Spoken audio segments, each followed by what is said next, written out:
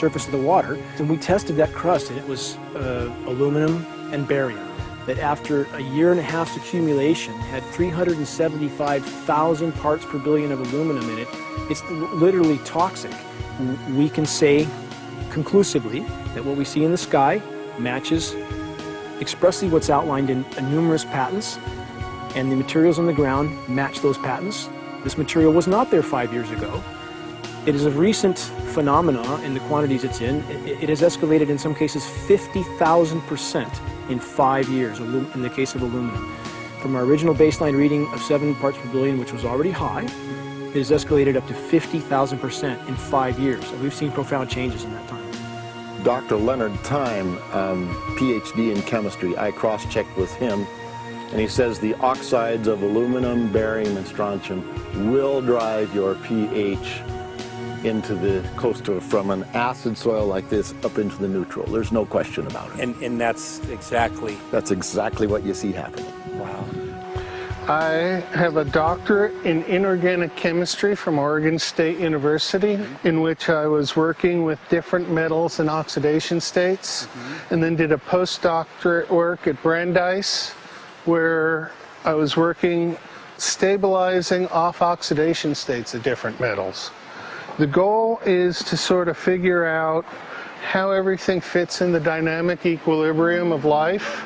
I was working with Francis up in Mount Shasta, and he showed me some rainwater analyses that had to do with levels of aluminum, strontium, and barium in the atmosphere. So I feel the major toxin in these chemtrails is the aluminum. And from the levels we were looking in at Mount Shasta, this is totally, totally unacceptable.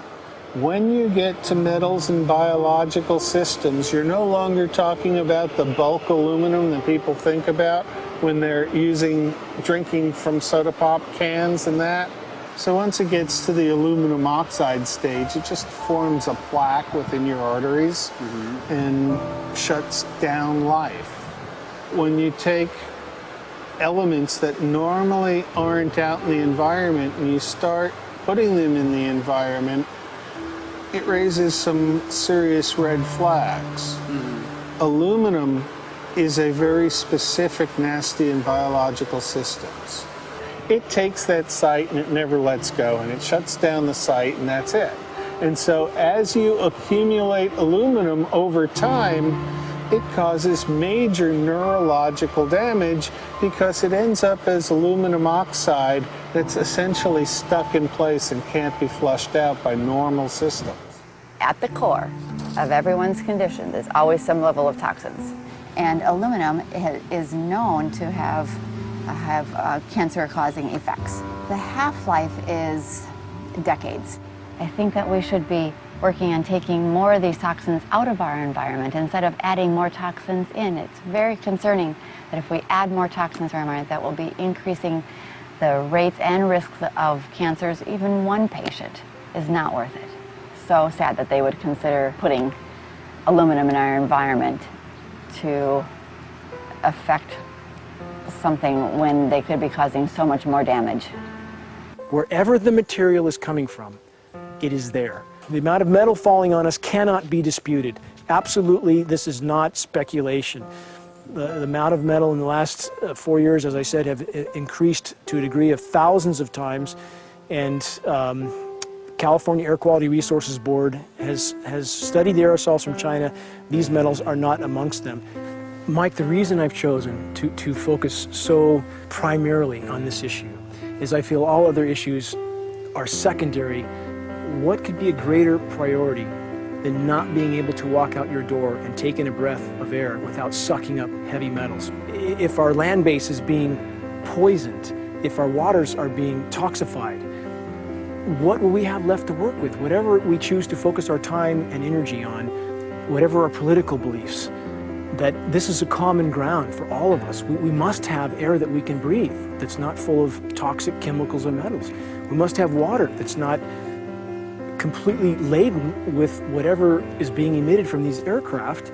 And if people stopped to consider that the atmosphere is as thin as a layer of paint on a basketball, It is an extremely thin layer that allows life to exist on this planet. To simply treat it as a physics lab and experiment with it until it is broken beyond repair is folly of unbelievable proportion. And if people understood that this sort of experimentation not only is going on, but has been going on for a very, very long time. Going back 50 years, there's been countless climate manipulation, weather modification programs that the vast majority of the public is completely unaware of. And if they think that this is not true, that certainly that somehow they would have known if it was occurring, I would ask them to look at things like Agent Orange and the things that governments do because they can, because there's no one to stop them, because they have these huge military machines that want to control everything. And in fact, the government's own document, perhaps you may have seen, it's available to any online, is called Owning the Weather, an expressed goal of our government, and not just our government. He told the Associated Press that the American government has created weather tampering techniques so that the New World Order will be able to starve millions of Americans and to control the rest. There is weather control techniques. Number one, the entire patents on the equipment. Number two, Senator Claiborne Pell's complete statement and story of his own that not only does it exist, but that we even utilize it as far back as the Vietnam War. Well, Murph, we're going to do what we can. Let's see what we can do. You got the scientists behind you. The scientists are with you, so at least this scientist is with you. I may not have $1 million budget, but I've got enough to show that something's dreadfully wrong. You got it. All right. So Arizona will be this Monday, the 21st. Senator Johnson up in Show Low. So we're going to be in the car a long time.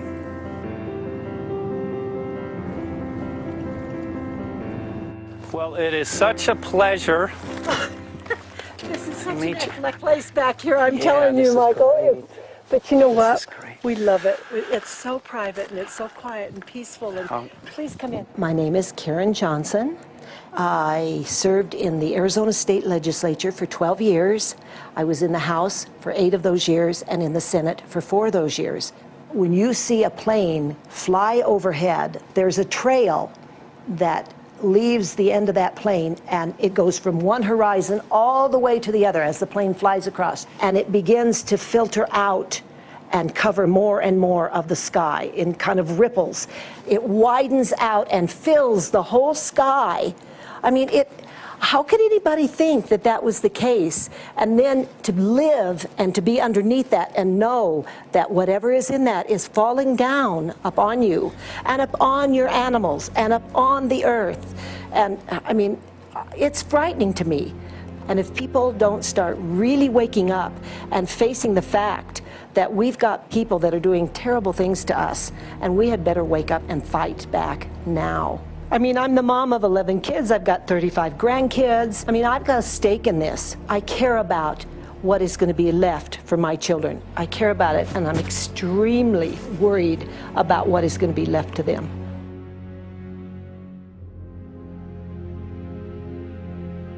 Aluminum is toxic, and we know that it's accumulative. And we know that we're getting more. So we're absorbing it in the air, we're drinking it in our water, so we are accumulating more. So the thought of more aluminum being dispersed in our environment in the way that you mentioned is very frightening to us and very disturbing to us. Those of us who have done any research on this are really quite concerned that we are ill-informed about this issue, and mostly that it's being done. Aluminum is toxic. We know that it is. We can debate as to the amount of toxicity that is going to be disturbing the body, but as far as really accepting the fact that it's accumulative, it's synergistic, then we have to conclude that it's not a good idea to put it in our atmosphere, especially when we know we're getting increased amounts, and especially since we know that the scientific communities around the world are pointing a finger at the heavy metal toxicities, at the toxicities that we're absorbing in the day-to-day food that we eat and the air that we breathe. The concern is off the charts about why is this happening? Why is this being allowed to be sprayed continually all over the United States, all over the world? Who is paying for this?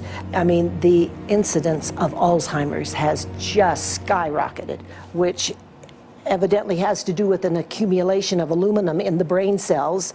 I mean, I think almost every family has been touched by a member as they get older having Alzheimer's.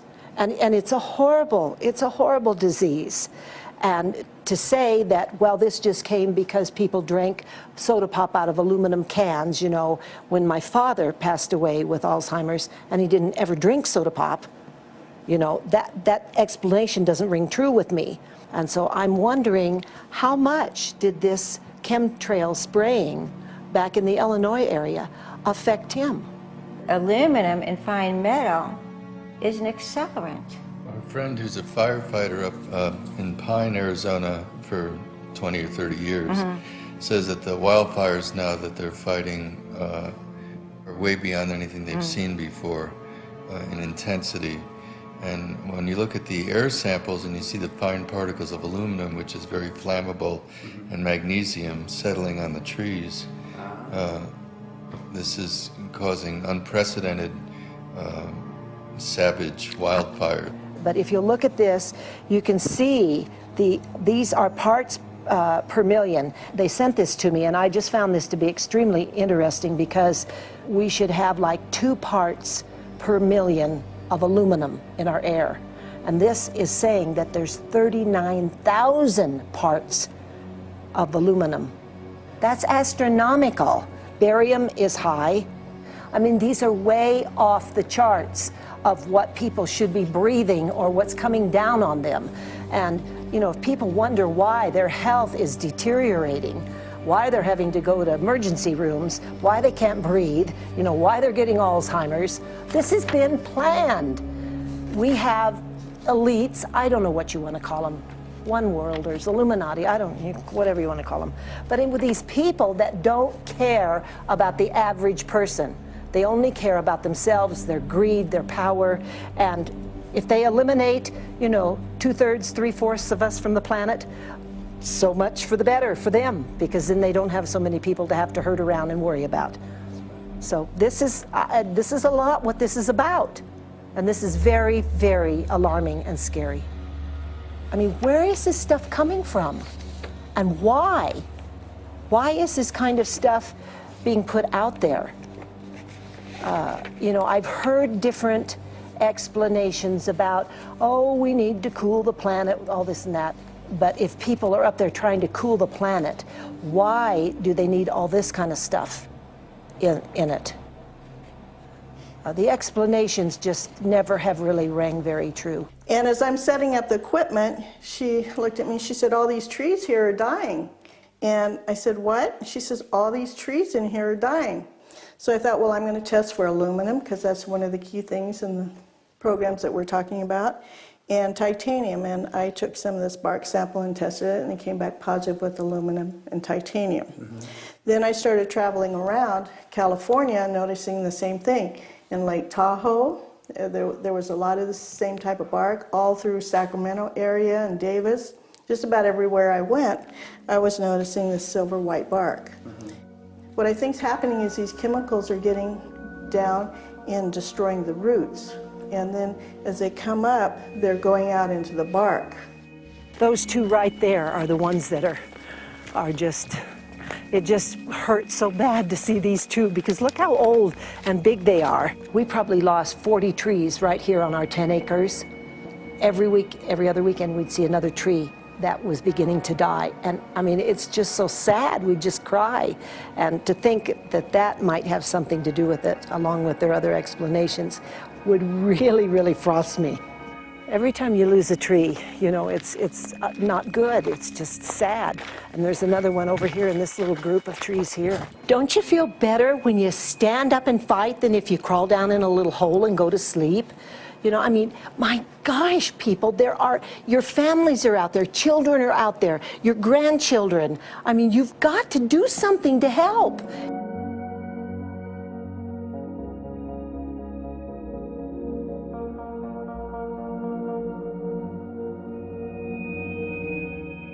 My greatest hope is to get people to question And hey, if they don't wake up while we're there, I'm hoping to plant some seeds. We're going to the most beautiful place on the planet, Hawaii,